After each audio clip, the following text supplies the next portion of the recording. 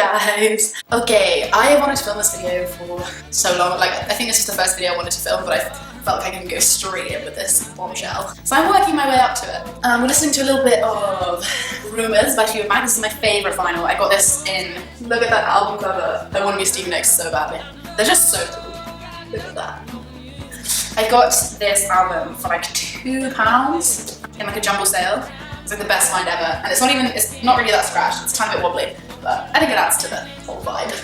Okay, let's get into it. So, music for me this isn't something that suddenly came about to help me kind of get over my gap, to get through MLK. It's just something that's been with me my whole life. I really can't remember a time when, Stevie, shut up, when music wasn't kind of at the forefront of things for me. It's always been something that I've always gone back to, that has always been constant in my life. And I've always really looked to music for inspiration, guidance, solace, pretty much everything. Music for me is a big deal. And anyone that knows me personally knows that I am obsessed with anything musical. So yeah, I kind of started off young, carried on playing saxophone, eventually taught myself guitar. I got my first guitar from a charity shop when I was like, I don't know, 13 maybe.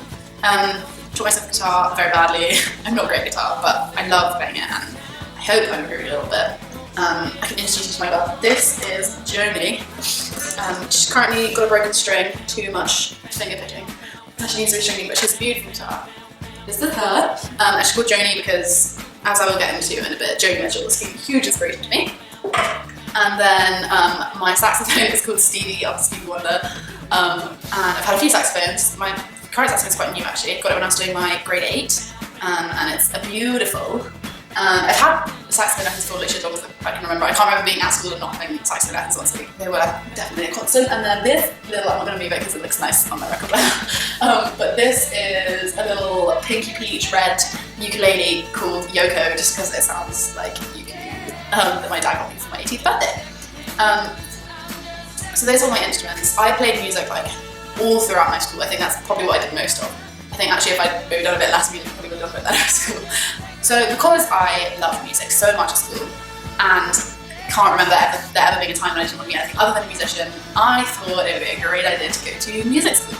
I don't necessarily regret it, but I did end up dropping out. I went for a term to music and music, and I loved parts of it. I started recording an EP whilst I was there. I loved that kind of thing, that side of it. I loved having the time and space to write and work with other musicians. But ultimately, it made me fall out of love a little bit with music, because at the time I was going through quite a lot of stuff like with MLKH and personal stuff. And I think when you mix that with like a raw kind of writing experience and the effort and emotion and pressure that you put into that writing process, it was all a bit too much. Music not only is therapeutic for me, but it's also hugely therapeutic for a huge range of kind of neurological issues. So not only am I able to preach about how kind of moving and amazing blah blah blah music is, but it like scientifically is, and that's why I'm kind of suggesting it as a filling the gap. If you are really struggling with something, try music, because it brings up all these memories, and it brings up happy times and sad times, and it's I think the rawest form of human emotion for me is music and listening to music and creating music.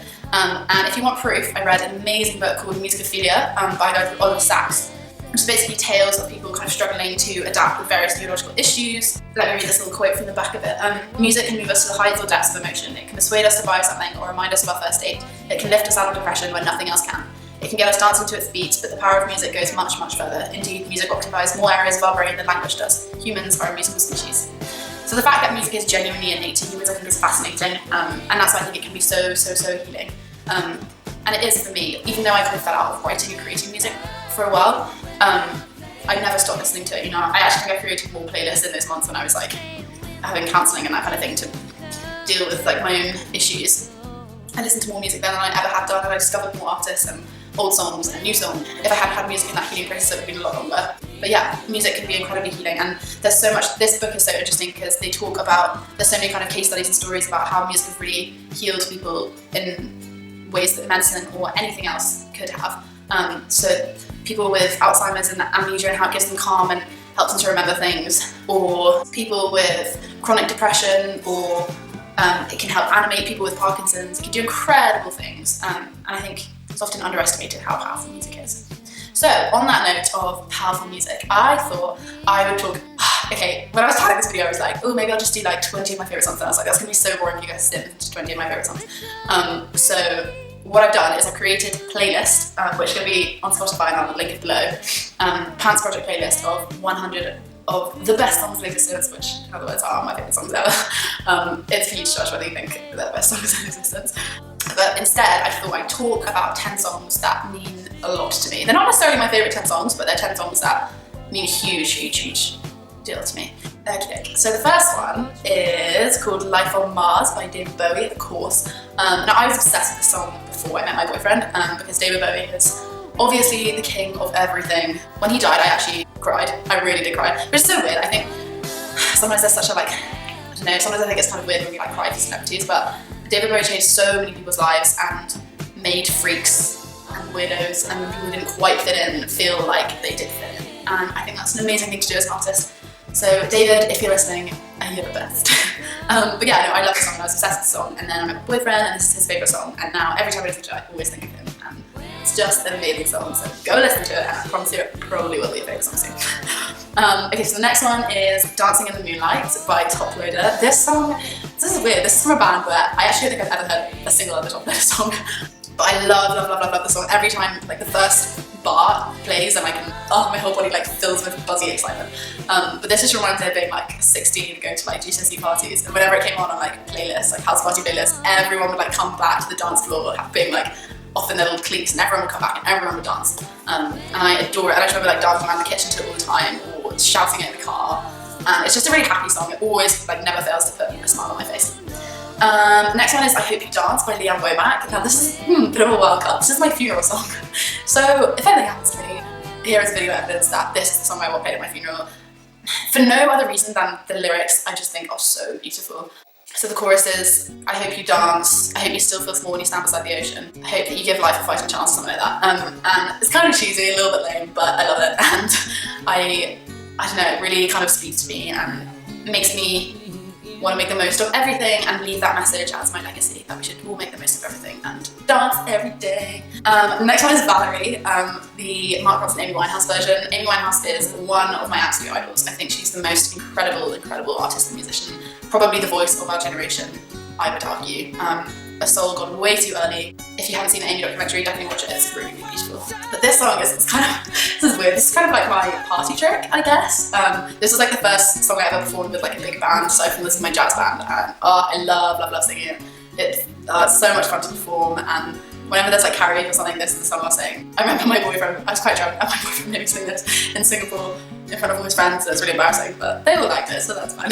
He also made me do that in Paris in front of all his uni friends. And weirdly, it actually, for someone that has like social anxiety and doesn't really feel the most comfortable in social situations, every time I sing this song it gives me so much confidence, which is kind of weird, and I get really bad stage fright, so don't know what it is, but Valerie gets me.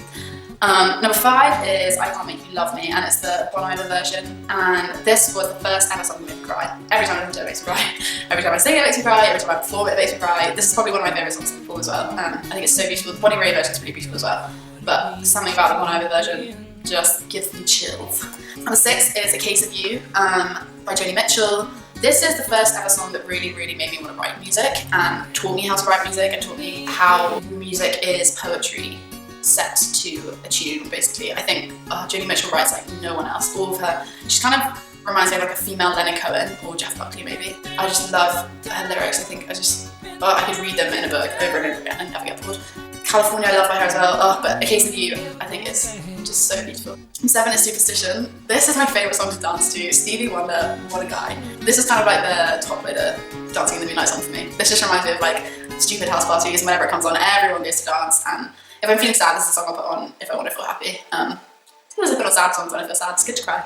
Number 8 is Hold Up by Beyonce. I could have chosen a lot of Beyonce songs, but this is because this is the main one on Lemonade. That album taught me how powerful female musicians are. I think I always knew, but this kind of made me realise how powerful female musicians can be. And I just, there's just something about this album, I just know that it's going to be a classic for many years to come. It's beautiful, it's clever, I just break my necklace.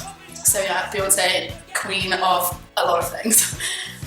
Number 9 is I Can See Clearly Now by Johnny Nash. This is my mum's favourite song, and whenever I hear it, it always makes me very emotional. I actually don't think I can listen to this song without crying either, but me and my mum always sing it whenever it comes on. If we're not together, we will text each other and be like, listen to the radio, this song is on. It's such a happy song. I think my mum's been through a lot, I've been through a lot, everyone's been through a lot, and whenever this song comes on, it's always a reminder that shit times will pass and you'll have happy times again and you'll be able to see clearly and everything will be sunny again and rain is only temporary. And it's a great song. I love it. Number 10 is Somewhere Only We Know by Keane. This song, so many memories of this song. My parents are divorced, and when I was younger we used to drive like every other weekend. I used to stay with my dad, and the car journey was like 2 hours, and he only had like some CDs in his car, and the Keane album that this is on, which I can't remember the name of right now, was like one of the only CDs. For a while I think it was the only CD in the car, and we used to get really bored of listening to the Archers, so me and my brother would put this on, and all of the 3 of us would just scream this song like so loud down the motorway, had the radio up so high, and